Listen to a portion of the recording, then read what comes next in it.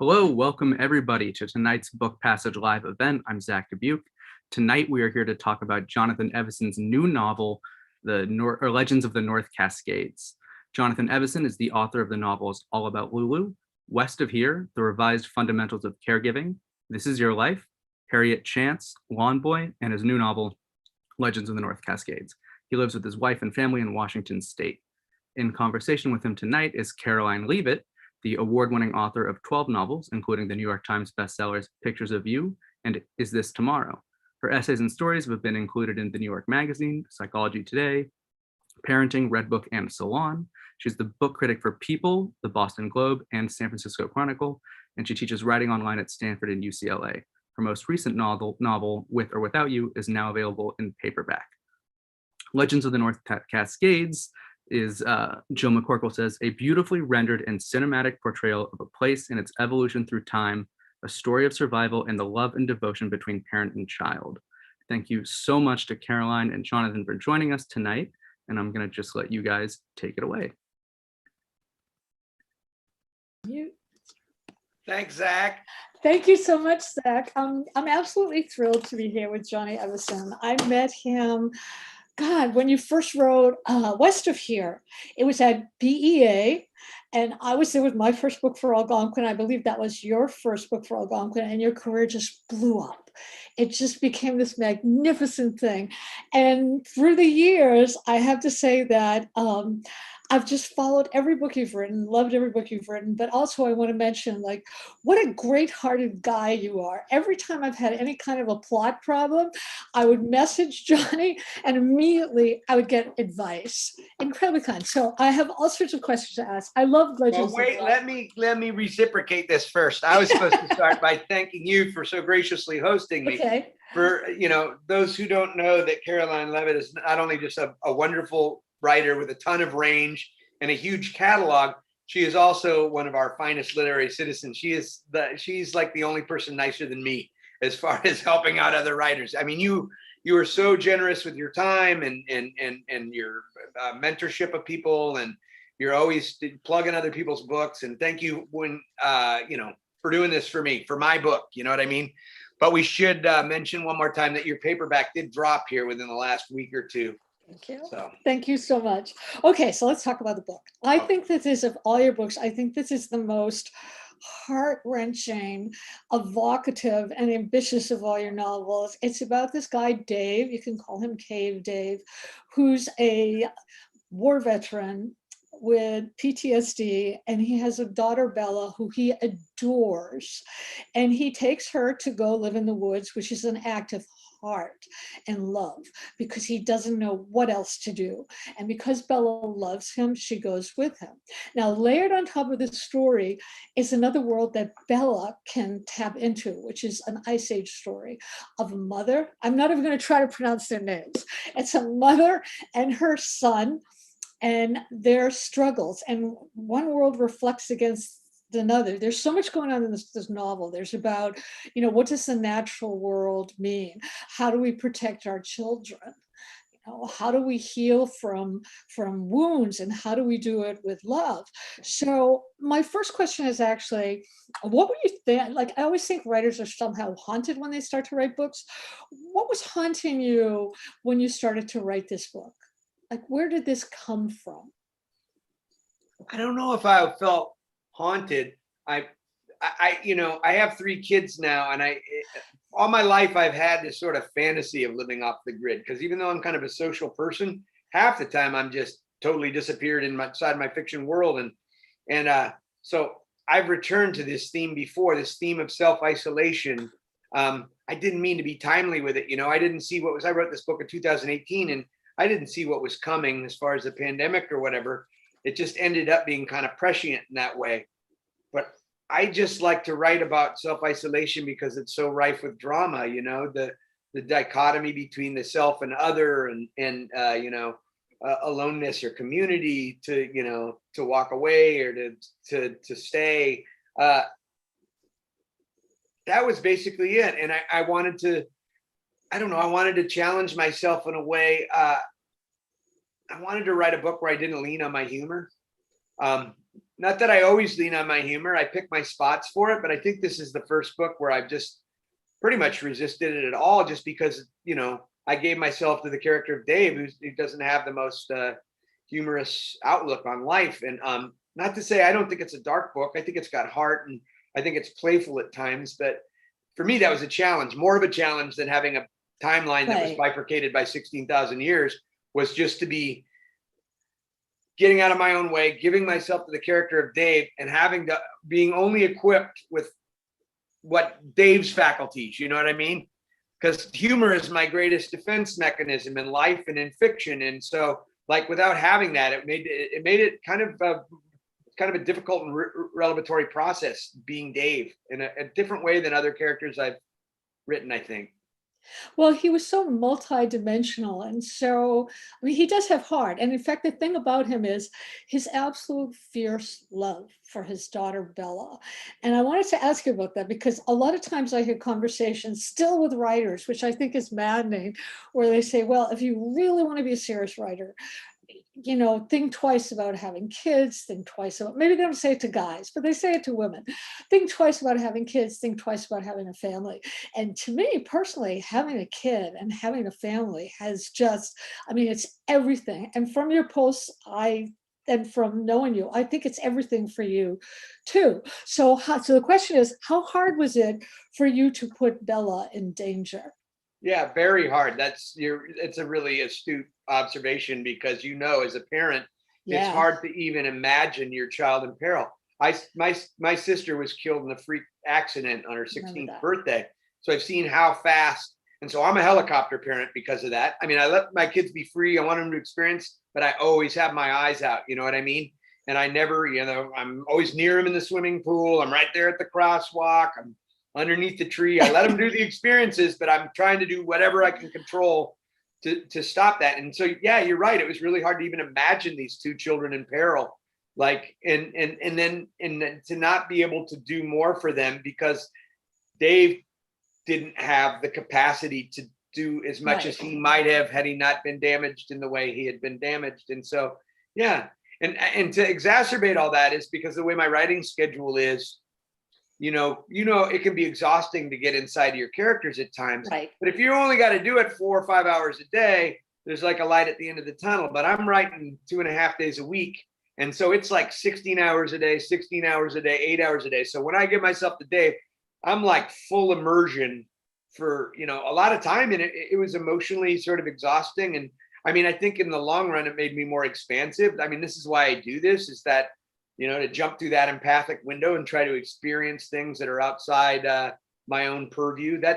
They say write what you know, but for me, no. Yeah, I say use what you know. Like, I've used every job I ever had: landscaper, caregiver, you know, everything I know about, you know, football, boxing, basketball, all the subjects I know. I always use that knowledge. But as far as just the actual stories and the dilemmas themselves, I like to write outside my experience as much as possible, and that means gender, that means race, that means era. Yeah.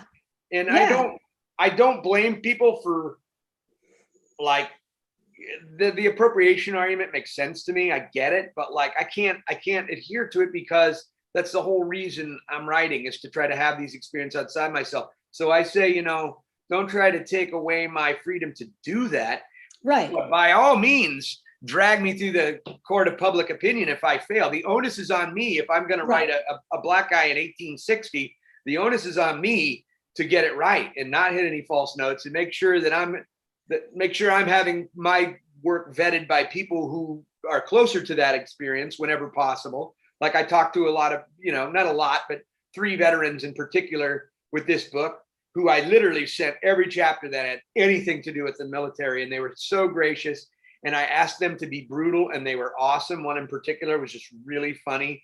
He'd scrawl like, "This sounds like a fucking Navy Federal commercial," and you know what I mean? Or, "What the hell is that?" I try to use some piece of, you know, little language I picked up in the New York Times expose about the war, and I try to drop it in. I think one was calling his barrack thing a chew, and he's like, "What the fuck is a chew? We call it a," you know what I mean? So that, I know I didn't hit any false notes with that, even though I didn't experience it, because I really, you know, you lean on people who have that experience. Right. But you've experienced you must have experienced a lot of the emotions that Dave feels. Absolutely. Fierce love for your kids, the feeling of going out into the land, the isolation. I mean, I think what I really marveled at was that, you know, Bella was never, I never got the feeling that Bella is being screwed over. Instead, I felt like what a gift to Bella to be with a father she loves, who loves her, to be able to go through this experience and to tap into this ice age experience and to come out not just okay, but more empathetic and just more aware. I mean, I thought that was amazing. So do you feel like Dave is still inside you now in a way? I mean, do you Oh yeah, they all are. Every they all single are? character you ever write. I mean, for me, like once you've lived through that experience, they're really kind of, I mean, it's so real for me. Like, I mean, I just try to get out of my own way. It's just like emptying the self out of self. And and so like those experiences, sometimes I remember something and I think it's my own life. And it's like, no, that was Craig from west of here. Or, That's I mean, great. literally. And so yeah. And the thing about Bella, like, I mean, I feel really bad for her at the same time. I mean, I think she comes out of this experience empowered, but like humiliation is so tough on kids. And it like broke my heart right in the library scene where she has to go in there and she's Right. all grubby and, Right. The the other dirt, the parents like muddy stay away pants. from that Right. kid. You know what I mean? Right. Kids are just so sensitive about that stuff, to bullying and like, I mean, so it really killed me. And I love her so much for being so strong. And when you write a child, the big danger is, of course, you don't want to write the white-haired kid. You know what I mean? The kid, there's a limit to the child's experience and wisdom. They can Right. say Right. wise That's right. things, but the context must be right. You can't Right. have them. And I have three precocious kids to lean on, Right. so like I know when I would hit a false note in that way. There's probably a couple times in the book where someone would say, "Oh, an 8-year-old's never going to say that," and I'm going to go, "Guess what? My 8-year-old They do. daughter They did do. say that." That's right. There's Coming things back to that came straight from my kids in that book. I I mean, think I read that in your essay and I thought, oh, that's so great. That's so, so great. So I also want to talk about where did the Ice Age material come from? Because that was just, you could feel a temperature change in that book. Every time I went into the Ice Age sections, which were so seamlessly done, everything felt cold and more dangerous, even though it was it was almost like if you believe in parallel worlds going on at the same time. And I sort of felt like that was going on. The Ice Age was going on, and then there was Dave's life going on. Did you know there was going to be a whole Ice Age scenario when you started to write the book, or did it just come? Or yeah, well, I knew because I mean, again, I wanted to challenge myself. I don't like linear narratives and I really like bifurcated timelines. Small World also has a bifurcated timeline by 200 years. West of here was like 120 years. I right, thought, what the hell? Let's do 16,000. And I always remembered what Carl Sagan said on Cosmos when I was a kid about how the human faculties and the human brain and the human mind is really not changed in whatever 20 million years. I don't know the number. I'm very ignorant to anthropology, apparently. I think it's like 20 million years or so. A long time, at least not in right, 16,000. So it really wasn't hard for me I was raised by a single mom as a boy from a young age through adolescence. So I just thought, this dynamic is really still pretty modern. I mean, this parent and child, the dynamic between them is going to be similar as it was, say, between me and my mom. I wasn't going to get all bogged down into, oh, a cave person wouldn't think like that stuff. right. No. I just want to say, everybody out there listening, if you have any questions for Jonathan, pop them in the chat. You don't have to feel shy because nobody's going to see your face, and I won't even use your name if you don't want me to. But any questions or comments or anything, like, pop them in the chat. Okay, there's so much about nature in the book, how we live from it, how it can feed and sustain us, but also like how dangerous it can be, especially in the Ice Age and also in the modern world. Um, you yourself have a cabin that looks like it's in the wilderness to me. It's a gorgeous place. So I want to ask you, like, do you have fears living in the wilderness? And what are you teaching your kids about the world and nature? And which do you think is more dangerous? the world, I think, with the right skills and the right knowledge. And yeah, I'm backed up against like maybe 5,000-6,000 acres of DNR land that goes into national forests and ultimately really into Olympic National Park. So it's really kind of like 500,000 acres out my back door. I mean, I might cross one or two roads on my way up there, but it's not that isolated from town. I can get to the Home Depot in 15 minutes, but I'm at the road end, which is nice. So there's just nobody behind me. Yes, I do get scared at times. And more often than not, that's just because of the human element of living in rural, you know. You don't like to see a half-ton pickup truck with one burned out headlight puttering up your driveway, which is at the very end of the road at 2 a.m. That's way scarier than seeing a bear in my yard. You know what I mean? Yeah, it would. You're right. It would be way scarier. It is. Because I mean, there's an element. There's a rural in this rural community. There's an element of there's a lot of drugs and a lot of poverty and a lot of. And as far as what I teach my kids, we just go on hikes. I tell them what the trees are. They come in and out of interest for it. I think they won't. I think they'll realize when they're adults, they're going to be hikers more. They're going to be like. It was like when I was a kid, I grew up in a small town on Bainbridge Island, but I was only a half hour away from downtown Seattle by ferry. And I immediately, once I got to adolescence, I was always in Seattle playing in punk shows or going to punk shows, staying at friends' house, hardly ever coming home. And it wasn't until I got into my 20s and on my own, then I went and lived in a bunch of other cities after that, because I thought like I'm an urban creature at that point. And then when I hit my 20s, I'm like, man, I realized that other half, like how cool it was to just go out and drink beer in the woods with like 50 kids and not get busted because there's just no cops and there's nothing around and just the beauty and nature of it. I think they really appreciate what we have out here. And we all run around the yard naked all summer. I mean, nobody's going to see us. That part's great. It's like the Garden of Eden. But I do think when they get older, I mean, I think it's in them now. You know what I mean? I think we camp so much. They're going to take their kids camping for sure. I mean, it's great. That's great. But they're not Davy Crockett. I mean, they want to play video games just as bad as they want to go out in the woods. In continuing that about place, I also wanted to talk about, there's such a sense in the book of how place changes through time. I mean, Dave and Bella living out in the wilderness, that whole situation changes, especially as winter comes on. And the mother and the son in the Ice Age, pronounce the names for me. If I can remember them, I've written 3 books since then. Mom is Sitka is the mom, and I think Naka is the son. Naka, okay. Well, anyway, I'm not even going to try. Well, the mom and the son, their world changes too, and it changes in such a dramatic way because there's a different kind of people that they start to encounter at the end of their journey, and that just blew me away. So, what I wanted to know is, do you think that? First, I wanted to ask you: is Dave going to be all right? Yes. Or do you think that there's just a level of all right that he can reach and it will stay that way? I mean, in terms of like you talk to all these vets, and I just want to know like what they thought about that. Do they feel like they're going to be all right, or do they feel like they're carrying the shadow? I wish I could answer that. I can't. I would be putting words into people's mouth. It's an interesting question that I wish I had asked them, actually. Like, how do you feel going forward?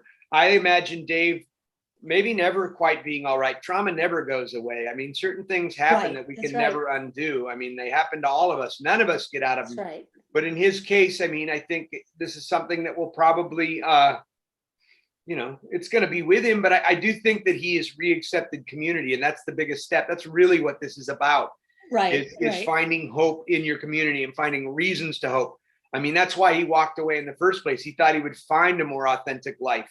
And I think that he, being out there, going through what he went through and coming out alive and mostly whole, I think he has a renewed appreciation of his place in the world, I think, and his place, especially in the smaller community of Vigilante Falls.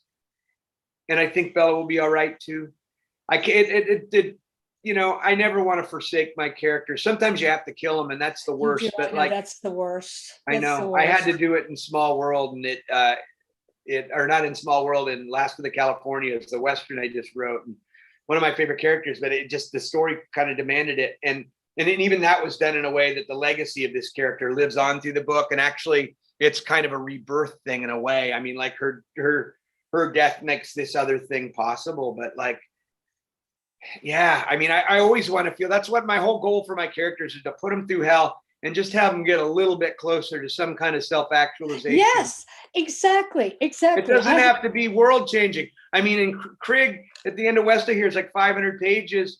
You know, Krigg quits smoking pot and moves to Aberdeen. It's not world changing, but that's what hope looks like, you know? That's what hope looks like. He got out of his rut. He made a few changes, and that's hopeful. That's exactly right. You have a question from Sharon Friesen. Thank you, Sharon. Sharon asks, do you use experiences and people outside of your box to learn about other cultures and other experiences, or just because it's interesting to do? What is the motivation to include others? Oh, because, well, there's a number of them. First of all, I'm really concerned with America and American culture. And if you're telling America's story, and you're not being inclusive, then that's disingenuous. I mean, I listen. We've read enough novels by middle-aged white alcoholics like me. You know what I mean? I'm doing this to experience that otherness, to become a more expansive person. I think writing fiction is the greatest empathic window humanity has ever created. Nothing asks you to walk more intimately in the shoes of somebody else. I'm looking for that in a reader. I want to read about otherness, but I want to write about otherness too, so that I can experience it. And I realize, again, the onus is on me to get it right. I mean, right. And that means a lot of research. That means talking to a lot of people. But my motivation is that I want to hear as many voices as possible. Like my next book, Small World, it's basically a microcosm of America over 200 years. And I've included, you know, racially everybody I could logically find a place for in the story. I cut 8 characters out of it who were of different othernesses too. And this is after I almost added a whole nother era to it, man. I almost like went off the rails. I'm glad I reined it in. I ended up, but the good news is like 4 of those characters I cut basically ended up being the next novel, a good part of the next novel. But yeah, I like that question. And I totally, you know, I think the appropriation argument, again, has been really interesting and healthy for our culture. But I mean, I'm just going to stubbornly insist that I can write whatever I want outside my experience. And if I do a bad job with it, and you feel that that's irresponsible, well, listen, I mean, you got as loud a voice as me. I mean, you can get on the social networks and drag me through the mud, you know what I mean? And that's fair. Right. That's the way it should be. It's just like freedom of speech in general, you know, say what you want to be, but I agree. That doesn't mean there's not consequences. Right. No, I totally agree. I think, you know, as long as you avoid the stereotypes, and you do, because everything can be, you can write about a white middle-aged guy and have it be stereotypical too, but you're going to go in and hone on the details, and then it's not. So I want to ask you another question. You're actually one of the most honest writers I know, which is why I really, really adore you. You've spoken about the novels you buried early in your career. You've written about one novel that you gave up on it, and you know, 4 times or something. Yeah, and then I read recently, I think it was on social media, you said, you know what, I'm going to go back and figure that one out. And I figured it out. You did? I mean, I think I figured out but I didn't write it. I got so into the outlining, it got so theoretical that once I cracked the code and I figured out what would have to look like to work, I didn't even want to write it anymore, because there was because there's no surprise. Right. I mean, that's part of the thing. It's like, you know, you want to know what you're doing, but you also want to surprise yourself. It would have been like, really, I figured it out like a mathematical formula, and all of a sudden it was like, I just didn't have the desire anymore. Maybe someday I will. Yeah, I was going to say, you haven't thrown it away though, right? It's still there. I haven't thrown my notes away. I don't think I have the last version of the novel. I think I cut it. I think I saved like 40 pages of it or something. Tell us about Small World. What is that book about? What can we look forward to? Well, it's like I said, it's a microcosm of America. It starts in the 19th century with a boat coming from China and a boat coming from Ireland on opposite coasts. and then follows the gold rush, the transcontinental railroad, the underground railroad, just the manifest destiny and the whole movement west, and pretty much embraces every, as many immigrant cultures that came to America as possible. I mean, Chinese and Irish and, Black and German and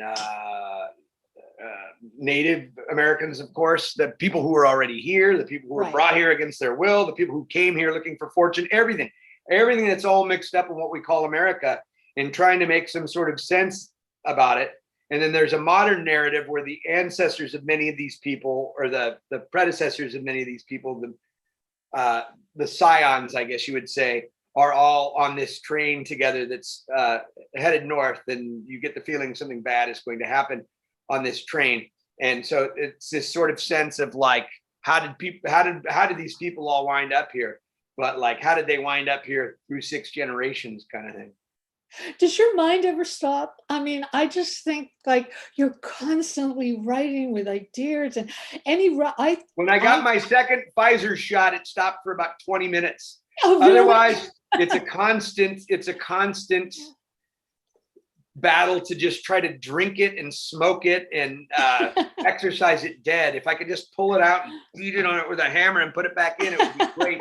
I'd take in like 2,000 less calories a day in beer. It doesn't stop. It's not particularly smart. I metabolize fast. It just spins. Yeah, but it's advantageous because I'm not intimidated by anything, like in terms of, I mean, I can get a lot done if I focus, and I kind of need to focus. It's because it's like having a tiger by the tail, And so it's a blessing more than a curse. If I didn't write, it would be a curse. I'd be yelling at parking meters, or I'd be a. What would you be doing if you didn't write? I'd be an IV drug user, probably. A drug most user. likely. Seeking some sort of entropy. Probably would have never had a family. Yeah, it's funny. I always said that it was really lucky that I never did any hard drugs, because I know I would have liked them. And I would have kept liking them. I want to talk about how you structure your stuff, because I've seen photographs of all your pages spread out and the charts, and I find it enormously helpful. How many different kinds of charts do you have? And once you write something down, like in the chart, like this is going to happen and this is going to happen, is it set in stone, or does it get changed around again? It's sort of deductive in a way. So like I got this big garage that's basically my family cave. I mean, I got a ping pong table in there. There's a pool table in there, and there's an 18-foot shuffleboard table in there. So there's a lot of flat surfaces. And so I may start with, I use these 2x3 paper board, kind of the heavy poster board. And I might start and put one down, and it'll just be character.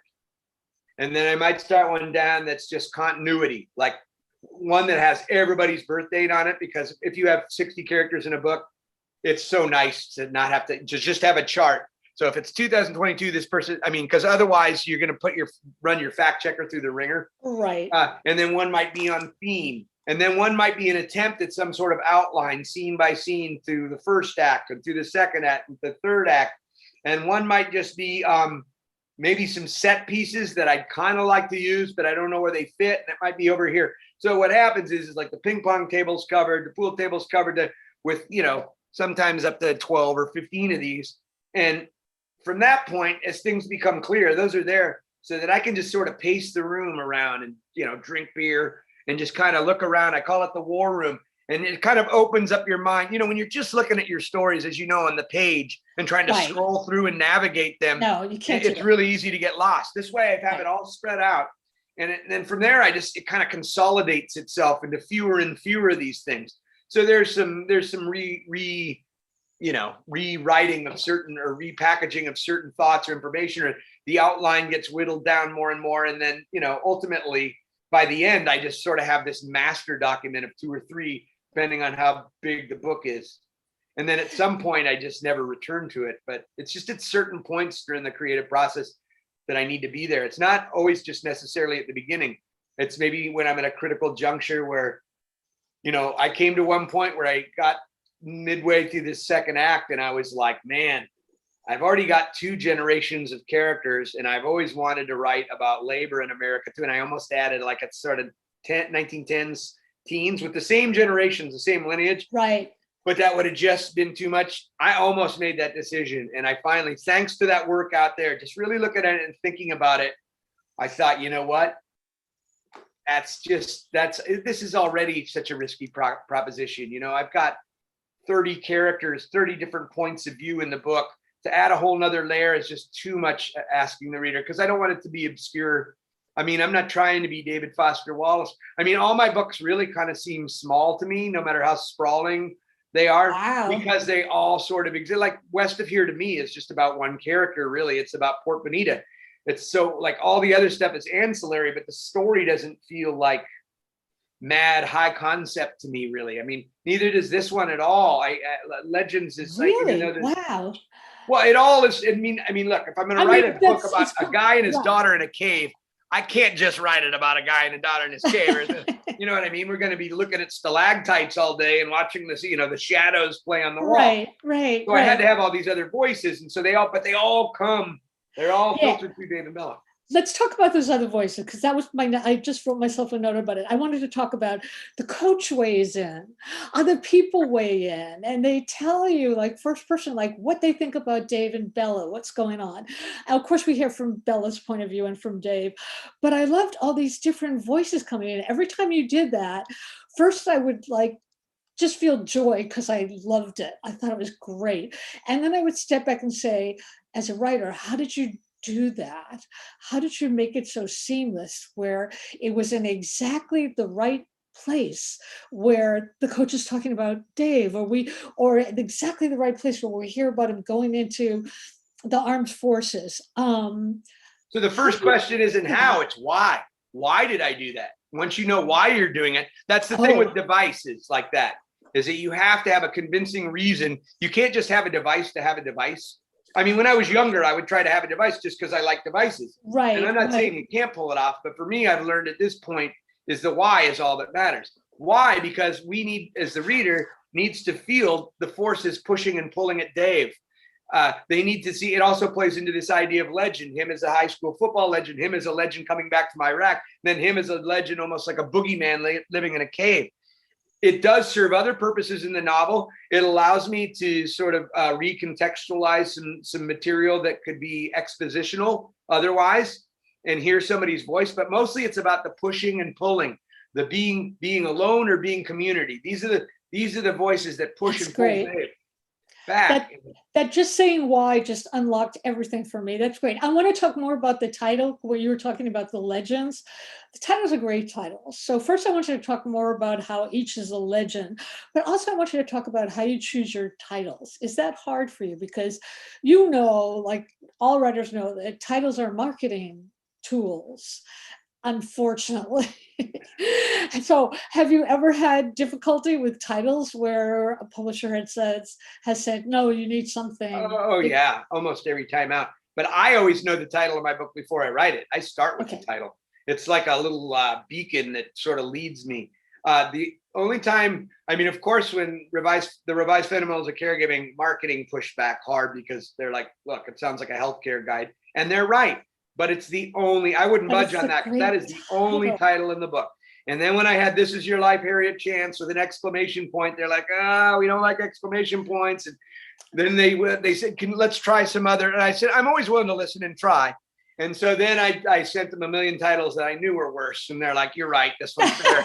So I got my way there. Try that. But then when it came to Mike Munoz Saves the World, another exclamation point, they were like, yeah, can we think of another title? And this, I was like, look, they've sided with me both times, 2 or 3 times before. So this time I work with them and I go, if you can find a title I like as much or almost as much, you're on.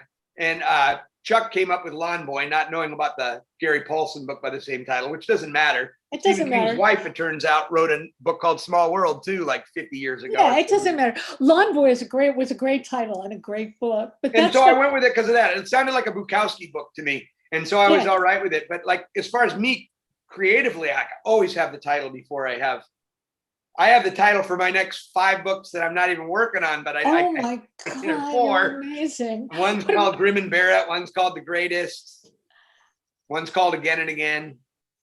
That's a good title too. Yeah, That's a it's good about title too. reincarnation. So Oh my God, you're writing about reincarnation? Oh my God, I have another to. excuse to go all over the place. See, I get to be 9th century Spain. I get to be at the Right. Spanish conquistadors. I get to be That's all right. over. But there's a catch to it all. But I'm not going to give any spoilers because Oh my God. What about book jackets? What about covers? Because those, like titles, are marketing decisions, and authors always get a say in what the cover looks like. But you sort of hope for the best.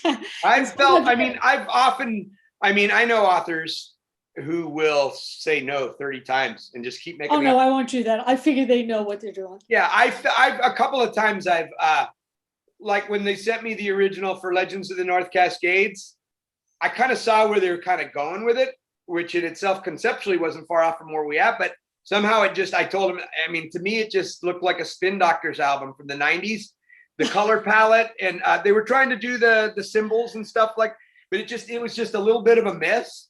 And I said delicately, I said the Spin Doctors thing, and I said, I was thinking maybe something a little more ominous here, and then the next thing they came back with, I loved. It's beautiful. Yeah, it was beautiful. And then cover. you see it next to Jess Walters' The Cold Millions, and you're like, huh? They look so much alike. It's so funny because I see them displayed together, and I just did an event with Jess, and he's holding up, I'm holding up his book, and he's holding up my book, and it's like, what? If you look closer, they're not that much alike, but just the way the colors go from sort of black to blue to purple to it's beautiful. Anybody out there, if you have any questions, we have a bit more time and you can ask Jonathan anything. And literally anything. I overshare. Anything at all. I forgot what question I was going to ask you. Let's hope my best friend doesn't show up. He's been heckling me in some of he shows up to my Zooms and heckles me. He'll say he'll post like Cialis ads, or he'll say like, tell him about that time you crapped the hotel room in New York. Or it's pretty fun, but that's the kind of friends I like to have. The kind of people that just chop you right off at the knees. You have to have a really good sense of humor. So, did you always know you were going to be a writer? Did you have a sense that yes, this is what I'm going to do? 3rd grade. Yep. Did people say, yes, you are? Because I saw that photograph of you on social media sleeping in your English class. Yeah. Well, but at that time, it's their fault for not publishing. This is the problem with high school English. Here's some Henry James. You know what I mean? It's like, why didn't they have me reading, Pat Conroy or Tom Robbins or something that would have appealed to me more? By that time, I was publishing a fanzine that was going all over the world on photocopies. And I was writing the whole thing cover to cover, show reviews with a few friends, show reviews, record reviews, band interviews, that stuff. I wrote my first book in 3rd grade. What was it? What's the title? Book. And then I did. It was called The King Without a Crown. It's a very Johnny story. It was about a king in a poor 3rd world country that's so dirt poor he doesn't have a crown. As I recall, the people just like gather together a bunch of little gems. Everybody gives some little treasured gem they've found, and they all put it together and give them a crown. I need to also say that indie bookstores are the soul of every community, and Book Passage is one of the most magnificent. Please, you can order Johnny's book on Book Passage, and they will deliver it to you, and you will support them, and it's a wonderful thing to do. Which brings me to the question of you. On that note, I'm wearing my Indie Bookstore Day T-shirt. You are like the patron saint of indie bookstores. It's the only T-shirt I have that fits anymore. I'm so fat now after 15 months of my ass out here. For the pandemic, literally, that's why I don't wear the suits anymore. I've embraced the Captain and Tennille look because I went to my suit closet before the first event because I usually have my blue suit, my blue hat, and I just knew. I looked down, I looked in the closet, I looked down again, I looked in the closet, and I said, and there's like 6 of them, and I'm like, I'm not even gonna attempt this. I'm gonna change now. It was either go with my feral Jim Morrison period. Well, that would be interesting. This novelty. I was hoping you were going to dress like Tennille tonight. I can get my cap. I have all. Or a Gilligan hat would work. Yeah, I can do that. That's definitely doable. So, what was the pandemic like for you? How were you changed by it? Do you think? Or is it too early to know? Very little. It might be too early to know. I mean, this is going to sound, I mean, the early days were sort of creepy and cryptic, but ultimately I felt like, I mean, it was really hard on the kids as far as the remote schooling, but ultimately I feel like it was really good for our family. I mean, it was all togetherness all the time. I got a ton of writing done. It was really hard not seeing our friends and cousins, but we had a big pod, you know, because we had my adult nephew, Matthew, who's like my first son. He's also my drinking buddy. So that gave me another adult besides my wife, you know, because I mean, I know it was hard on a lot of marriages too, where you just, so it helped to have Maddie and Danny, both of my adult nephews, for the first 5 months of it. And then at least the kids had each other. And we had this, it helped. We were so lucky to have 2 houses to go back and forth from, just to change the, you know, after a miserable week of being on computer for Zoom school all day, it was so nice to be able to come to the cabin. And, you know what I mean? It's just like, we were very, very fortunate. I mean, it just made me double down on my gratitude. But those first early days were pretty cryptic and scary, kind of like the heat wave was too, like where you're just going, man, I mean, are we really headed for the end days? I mean, you know, I mean, if the world, I mean, that part of it, scary. I try to just do, when we face stuff like this, I just try to do my due diligence, you know, write checks where I can, you know, you know, I mean, I send money to the Sierra Club, and I send money to people who are better at activism for me. But then mostly I just try to just hide up in the mountains by myself with my family and concentrate on what I can control and do as much as I can control. Right. Like I said, but if you get, I saw so many of my friends during the pandemic and just during the last presidential administration in general, just so anxious and hand wringing and I could see exactly why, but I didn't want to go down that rabbit hole because I know most of the stuff that they were spiraling about, they could not control, you know? Right. No, or if they could control, they could only control it like a raindrop in a pond kind of way. So just concentrate on the raindrop part. I feel like we were very fortunate, is what I'll say, to get through it. It didn't really feel like that much of a change because I don't think it was for writers. So I have an incredibly important question to ask you. Aliens here on Earth? Space aliens here on Earth, or no? Oh yeah, I'd say definitely, but I'm not convinced they're from space. Oh really? Do you think I don't know if they're alien life forms, but as far as like UFOs go and stuff like that, yeah. I personally think we're going to crack the time-space continuum, and that these could be coming from the future. You know what I'm saying? I think it's more likely than the fact that they're extraterrestrial. When you consider that you'd have to go 7 light years. Right. I mean, to me, I kind of view it as either you know, the military technology is always 50 or 60 years ahead of what the public knows. And look where we are already. I don't know. I think there's definitely UFOs. As far as like alien autopsies and that stuff, I don't know. I mean, you know, I love Bigfoot and I want to believe. Right. And I think at some point, maybe even as recently as the 19th century, I mean, it's in so much North American myth and well, elsewhere too. Every continent has the myth. And usually with myths, there's some kind of truth, you know, like the flood.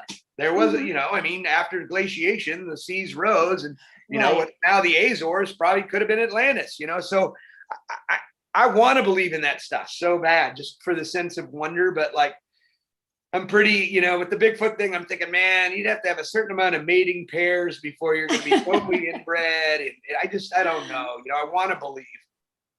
But now the big thing is I took my son to one. And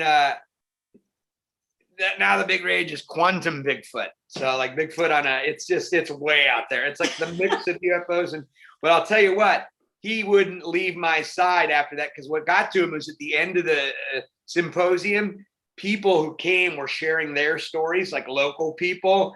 And some of them were so convincing. I mean, I've read a million sightings reports and stuff, but like to hear the person say it, to see him like sort of visibly shaken up, and have them realize how well they remember certain details. Like one was from this rural bus driver, and just the way she was just so burned into her mind. Yeah, I was looking at this dog in the left-hand mirror, and the dog was looking really strange and scared at something. And so then I turned, my son was so scared after that. He was like, he'd follow me to the bathroom and stuff like that for like a week, because the stories were just scary. Like, Yeah, it's weird because it's I mean, I always love to talk to quantum physicists who will talk to me like I'm, 6 so they can explain the stuff I want to know. And they all tell me that the world is more bizarre than we can ever imagine it being. And I think that that bizarre quality actually is in all of your books in one way or another. There's there's two things at play. There's no, this is a huge compliment. There's two things at play. There's first of all, there's a sense that it's even a line in one of your books where it's like, listen, any moment your life can, I think it was Revised Fundamentals. Yeah, Any yeah. moment in life, your life can just collapse and anything you thought you knew can go away. And yet in that book, there's this parts of it are hilarious, just hilarious. So I always see this kind of duality in your writing. And your writing is also really cinematic. So let's talk about the movies of your books, because you have a lot of them that are ready to become movies. And there's also the film of Revised Fundamentals, which was a really good movie, by the way. I think they did a good job. Yeah, it was cute. I liked it a lot. They were very gracious about it. It was a lot of fun.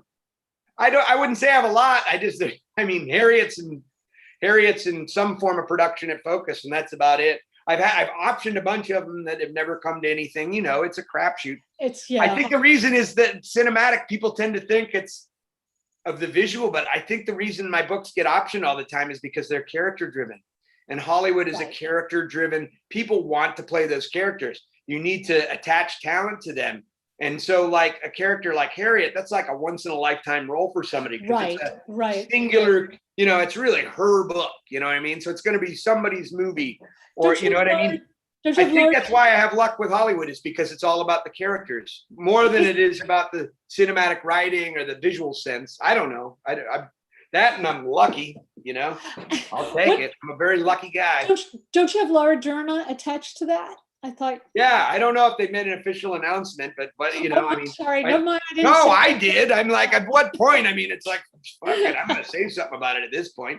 Yeah, well, she's supposedly producing and wants to act in it as well. I had no conversation with her. Great. This just comes to me by way of the film agent via Focus.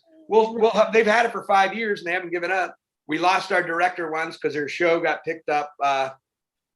Her show got picked up by HBO, and now having a show on HBO is a way bigger deal than a feature film. Right, so right. Yeah, it is. It would have gone in production probably 2 years ago if it weren't for that.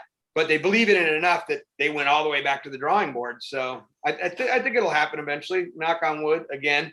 I hope so. Yeah, that would be great. What do you think is the worst part of writing? I mean, you've already talked about what the best part of it is. And you're making it really easy. Yeah. This is the worst part, and you're making it very easy because I hate myself. That's just the honest to God truth. In so many ways, I annoy the shit out of myself because I can't edit myself.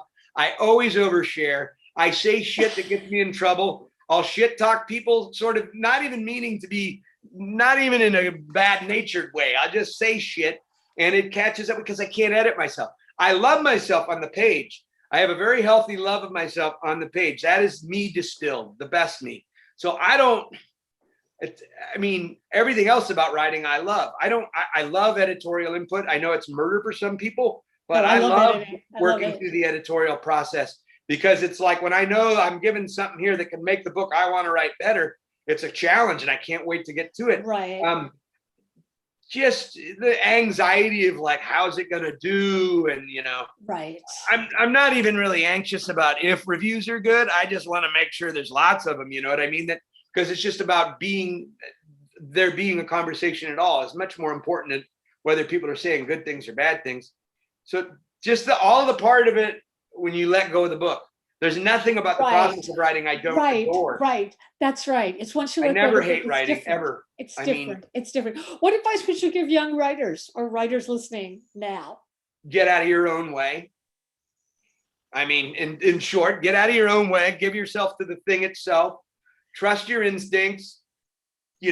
Seek input from other people, but take it graciously when it doesn't jibe with yours, but recognize when it's really helped you. Don't be defensive. Get your thin nice and thickened up, because that'll serve you well. But mostly just get out of your own way. Don't remember the reader. That's number one. Always remember the reader, because you're not here to talk at us.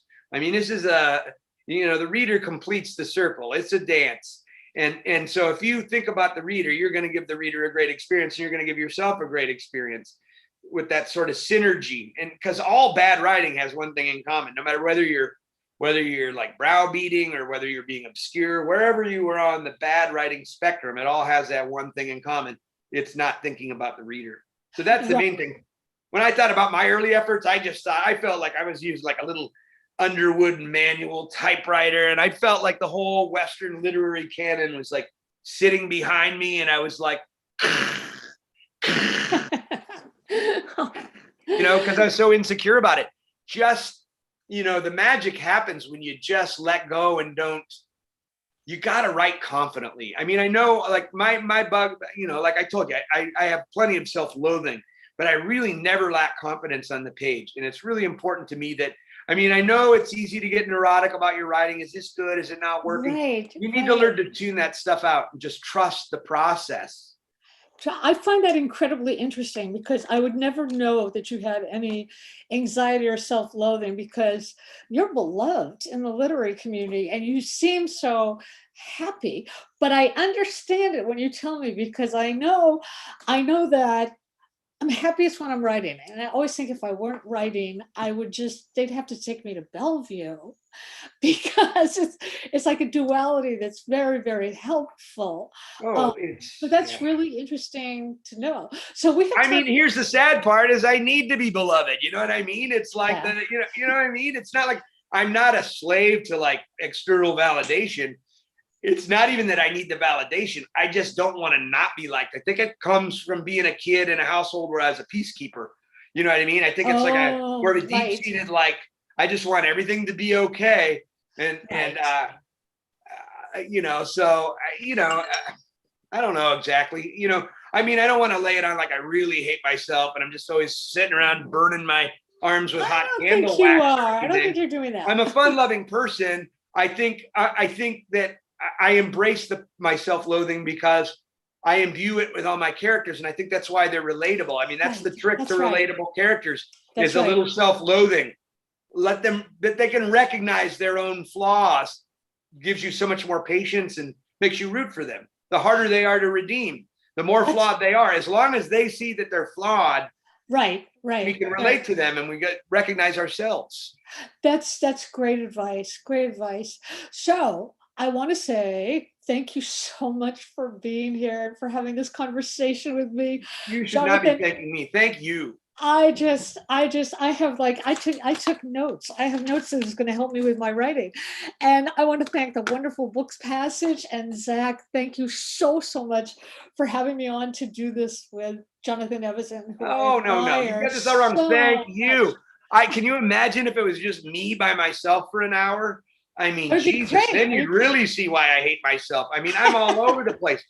I was having you to graciously sort of keep the reins on me, and you made me the best me. I was pretty cogent. When I do this by myself, there could be a strange kind of magic to it, but it's easier. It works more with a live crowd where I can just go off the rails, but if it's working or not, right? If you're looking out there, you can see everybody, that looks like a dead chicken, oh shit, I jumped the rails there. I better get back on track. But here you don't know. This was so much they're fun. all invisible. If there are in fact anybody, I have no way of knowing. So this was just amazing. Thank you. Thank you. And thanks, Zach. And thanks for selling both of our books. Thank you. Passage. You guys are a tastemaker nationally. I realize that. You guys, there's a handful of bookstores. Well, a couple dozen bookstores really that really can help make or break books. And you guys have been in my corners, more than once. So. And every writer bows down to you. Well, I can't thank you enough for your kind words and for this conversation. It was an absolute joy to watch the both of you. And everyone at home, please go buy Legends of the North Cascades. We have signed book plates available. We have a limited supply, so please get it while you can, because it's a book that will live with you long after you're done reading it. It's a beautiful story, and I really hope everyone will read it. And thank you both so much for being here tonight. And thank everyone at home for watching. If you like the video, please subscribe to our YouTube channel so you can see more of our events like these. Like the video as well, and visit our website, bookpassage.com.